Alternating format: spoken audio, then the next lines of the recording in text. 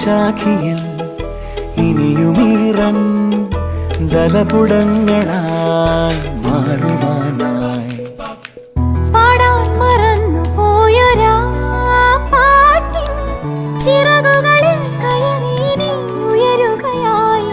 മോഹിച്ചും ലാളിച്ചും നീ മണ്ണിൻ പൂമഞ്ചത്തിൽ ആവോളം പൂങ്കാറ്റെ ചാടി ഉറങ്ങും.